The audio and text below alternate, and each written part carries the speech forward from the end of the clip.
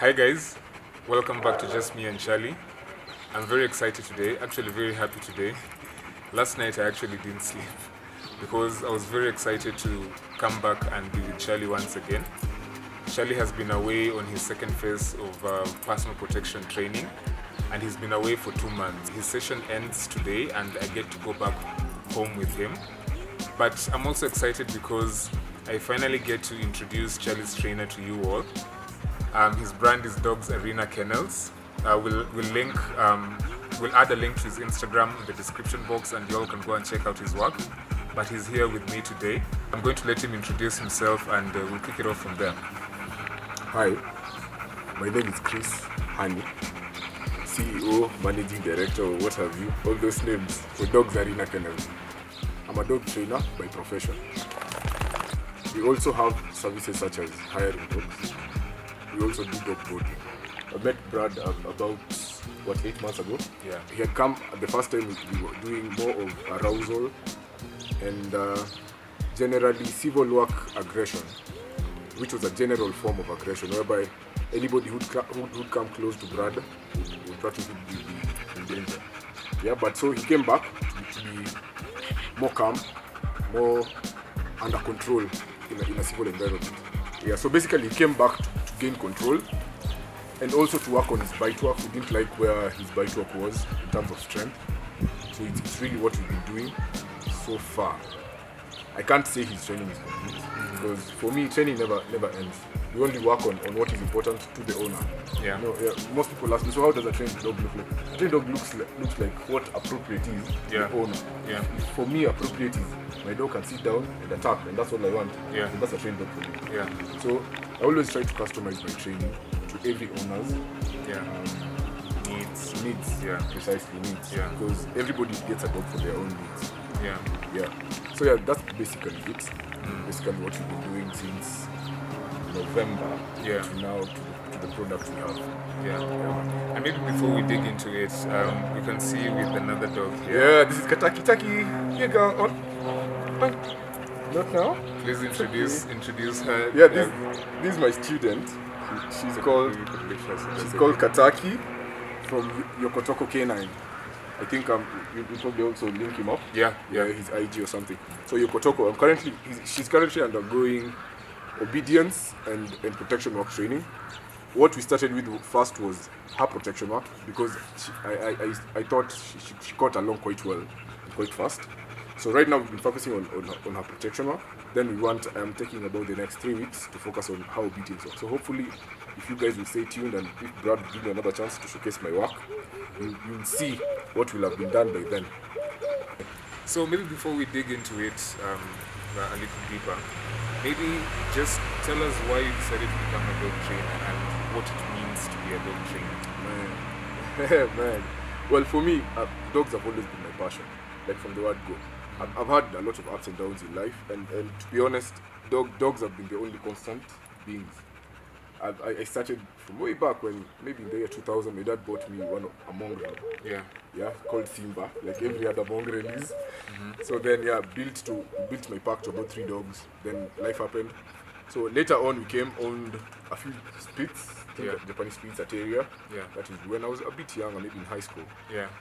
So then, but all along, I really wanted to own a Rottweiler. Rottweiler was my thing, I didn't know how to get it to eat, but I knew that's what I wanted. So the moment I got a few notes in my pocket, I decided to buy a Rott, my first dog, like pedigree dog, which I experienced a lot of troubles. Like, I can say that was I was a first-time dog owner. Yeah, I had interacted with dogs, maybe even lived with them, but to live with high-energy dogs, it's something different. To live with dogs with such needs, it's different.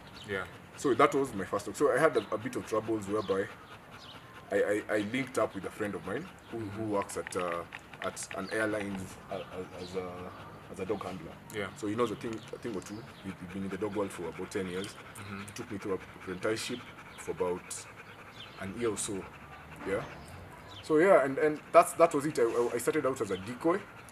Then built up now with my obedience. Like through him, he helped me with my dog. Then I built with my obedience. Charlie was actually my first serious obedience client. Why did you feel Charlie needed to come back? on the second phase of protection training? Like you yanked him from my life because Yeah, we man. had bonded well. Yeah. He had to be away from me for 2 months. So why did you feel he needed to do that? Well, first of all, as I mentioned, it was important for us to gain control of Charlie in the civil world. Charlie was a bit hot-headed. Yeah. Like he wouldn't let even the cameraman stay close to us as easier. Yeah. Working with him was stressful because anybody who passed around you, Charlie would be on his case. Yeah. And that was a problem because, as I've told you, there are dangers to that if your dog can bite somebody in public. So we needed to put that in check.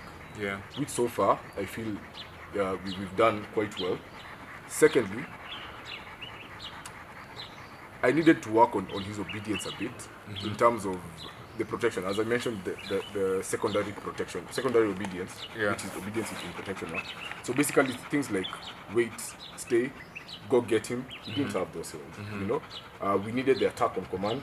I remember you had mentioned it. Yeah. So he didn't have the attack command. He just knew I need to protect my guy Brad. Yeah. So I'm gonna bite anybody who comes close to him. Yeah. So right now, at least we have a targeted Yeah. attack on command. Yeah. We have the out, whereby whenever if ever he bites somebody, at least you'll be having a safety Yeah. out and he'll out. Then the down and the stays in public. Charlie didn't have a stay in public. Yeah. Yeah. Right now you can drop him in the public, Charlie down, and take your walk. Maybe go by. I remember the other day I went to the supermarket with him. Yeah. Left him outside the supermarket on a slab. Went bought my stuff. Then I went out, and there he was. Oh wow. Yeah, man. So basically, that is what we were going for. Yeah. In terms of his aggression, we are not exactly targeting a police dog, Yeah. because we still want Charlie to be a home dog, like a Yeah. loving companion, yeah. Yeah. So I'm really trying to be careful with him, balancing the two. Yeah. So he needs to be a comfortable civil dog, Yeah. disciplined but still can protect you properly. Yeah. Which I feel I have achieved that so far. Yeah. Yeah. Ah, so there, guys, you've had it. You've seen why it's important for your dog to constantly get trained, and like you said, it never ends, and it's phased out. Just like we go to school in different blocks, you go to primary and secondary and stuff, and you have holidays in between. Dogs also do the same. So, Chris, if you were to tell guys what exactly you worked on with Charlie during this time he was with you for 2 months, Yeah. how would you break it down? So I will break it down in that, as I've mentioned, control in the public area. So we've been doing a lot of walks with him, like in the civil environment, taking walks. Telling a kid maybe take a run, throw a ball. Just to try and test his nerves. Yeah. To make sure he's calm, he doesn't bolt across the road to get into a vehicle. Yeah. Then we've been doing a lot of bite work in public as well. Because as much as you'd expect your dog to protect you, many people would think that their dogs will protect them in public. Yeah. They'd be surprised. Yeah. Yeah. So I've really been working on him protecting us in public. That's me and family in public, and taking those bites. Then we've been doing a lot of obstacle bite work, whereby the dog has to overcome an obstacle to get to wherever or whoever it is. So then again, I worked very hard on his ball drive, because we need ball drive now, especially for the things you want to do with him. Yeah. Yeah, which goes back to me customizing training for owner. Yeah. So yeah, we've been working a lot on his ball drive, and finally his bite work. His bite work I felt it was too slippery. The sleeve I have right now is a bit tough. Yeah. So once I got it, Charlie couldn't get into it properly. Like he'd bite and it would slide. So I was like, no. Yeah. This needs to improve. Yeah. So far so good. Yeah. That's what we've been doing. Okay. Yeah, man. And how do you get to know what to do with a dog or what to train? Like how do you get to know that I should do this in this environment, and when I'm in this environment, this is exactly how I should do it? So how do you get to figure all of these things out and plan these things? Well, all I can say is experience is the best teacher, bro. Like, to be a dog trainer, you don't go to school to be a dog trainer. Yes, you might need apprenticeship and all, but if you want to be a good dog trainer, you just have to train hundreds and hundreds of dogs, I can't say I've trained maybe over 500 dogs or so, but I've trained a good number of dogs. And once you stay with dogs, there are things that are standard. Yeah. Then you'll also realize that all dogs are pretty different in their own way. But even if it's the same breed or different breeds, they all have their own characteristics. Yeah. So there are things you'll pick up, whereby then you can deal with, like Charlie cannot redirect his bite. Like if you're doing protection work, he will never look back and bite the handler. Yeah. But Kataki If you don't know how to handle that, she'll Yeah. take even off your face, Yeah. your leg as the handler. Yeah. So, and this is something I even noticed with the dad. You remember we were mentioning that, yeah. So there are things that are genetically predisposition, Yeah. whereby you can understand Malinois tend to be like this. Yeah. Rottweilers tend to be like this. Yeah. But in this situation, this Rottweiler is not actually like a common Rottweiler. Maybe the dog is a bit anxious. Yeah. You know. So in that case, then you need to accustom the dog, to socialize the dog to that situation. Maybe, like Charlie, I remember there was a time if a truck would pass by us, Charlie would bolt. Yeah. That's also what I've been working on. So it's environmental socialization. Yeah. So once you realize this dog is bolting away from a truck, then you need to work on that. One thing you've mentioned, and I'm sure probably most people are wondering, and I think I was wondering the same. Yeah. Like when you do a lot of research on German Shepherds, for example, Yeah. a lot of what pops up is that they are naturally protective and naturally, they're naturally protective of their flock Yeah. or of their owners. So then why go through the process of training them to be protective? Doesn't that sound a little counterintuitive? Bruh, you'd be surprised. Like, I can show you German Shepherds whereby they see you, big dogs. Yeah. Big dogs. Okay, you've seen big dogs. Yeah. Where they see you, they are known to be beasts, monsters, per se, Yeah. on net. Some of them even say, hey, this dog should not be trained. Yeah. If you train it, it will kill, this is Yeah. all crap. Yeah. Man, all dogs need discipline. All dogs need to be trained. Yeah. You need to communicate with your dog. Most dogs, anybody who has studied dogs can tell you need to teach a dog to even bite. We'd assume that it's their natural instinct. That dog will bite you. You walk around with the dog over there, people will run away. Hey, you let dog eat and you know. But in real sense, if the dog hasn't been properly taught to do stuff, it will Yeah. not do it. Yeah. Yes, it might bark, but maybe a popcorn bark. Yeah. Maybe you might think that is protection, but maybe it's actually scared, Yeah. anxious, Yeah. just trying to relieve pressure. Yeah. Maybe if I bark at him, he will leave me. Maybe he'll run away. And so all dogs need training. Yeah. I can say that comfortably. All dogs, and even if they do, it's not wrong that German Shepherds have that inside them, and not only German Shepherds, they even say Caucasian Shepherds. I've seen, I'm sorry to say, but useless dogs, which have a very big reputation online and among the dog community. For example, and I think you even have a clip for her. You've heard about Malinois. Yeah.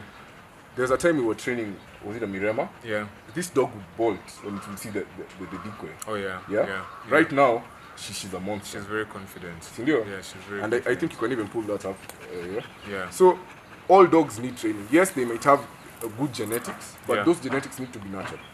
It was very interesting to see a lot of what Chris has been doing with Charlie sort of manifest and come to life, or rather the training show.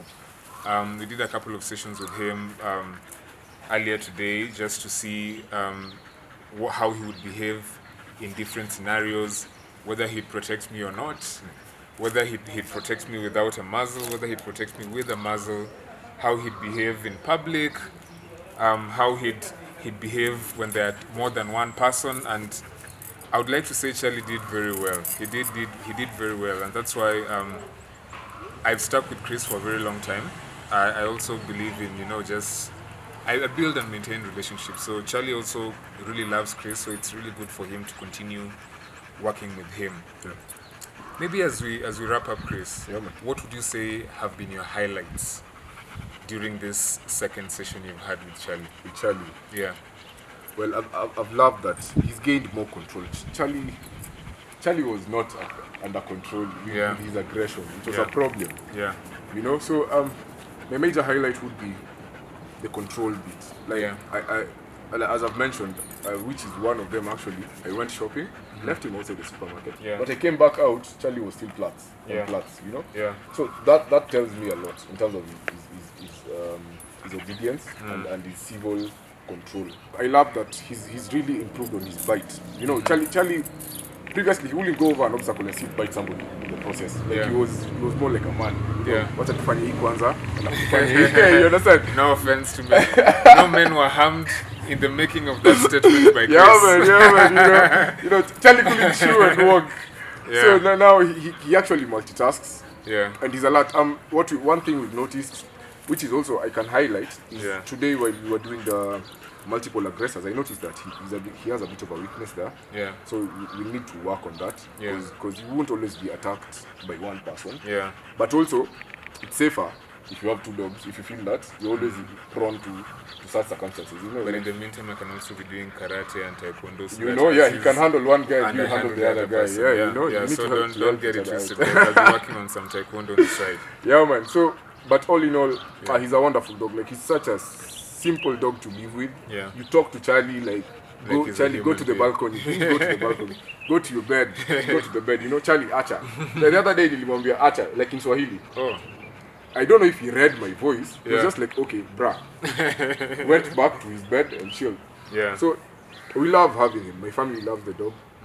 He's a wonderful. I'd see why people would want to have a dog like Charlie, because I've had a client tell me, bro, please just train my dog like Charlie is trained.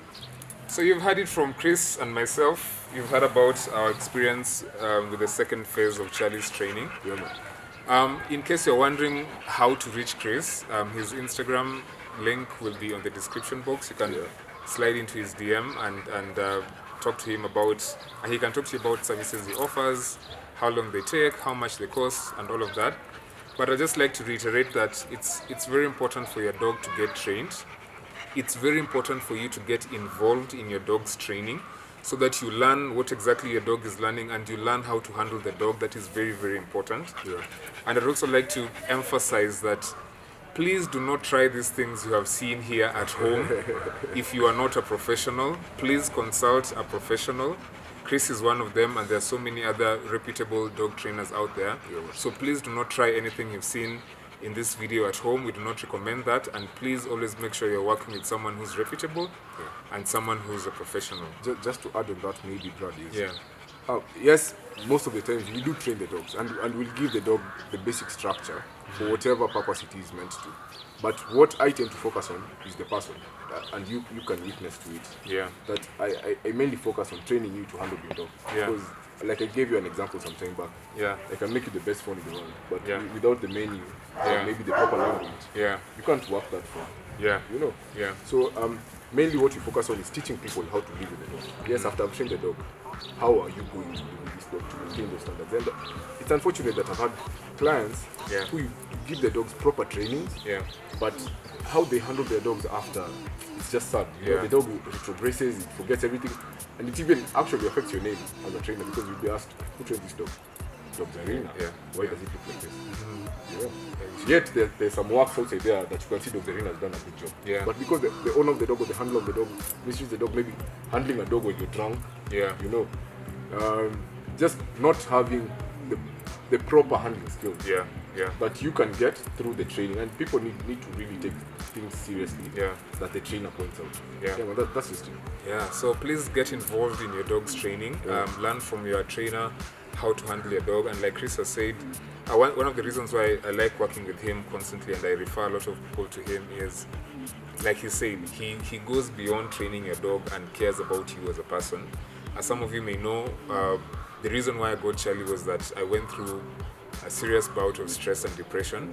And at that time, I was such an emotional wreck. Charlie has really changed my life during this 1 year, but Chris was also there for me as a friend beyond me just being a client, and that was a personal choice because he could have just said, hey bruh, all I need to do is train your dog, go get a therapist or something, but he was there and he helped me deal with this and helped me get to both a mental and emotional state that can handle a dog like this. So thank you so much for tuning in to Just Me and Charlie again. Remember, if you're watching and you haven't subscribed, please subscribe to the channel. Please like our video. Please share your thoughts in the comment section. Please follow us on Instagram at Just Me and Charlie, and follow Chris's brand on Instagram, Dogs Arena Kennels Training, and get to see more about what he does and what we do. So thank you so much for tuning in. Until next time, bye. See ya.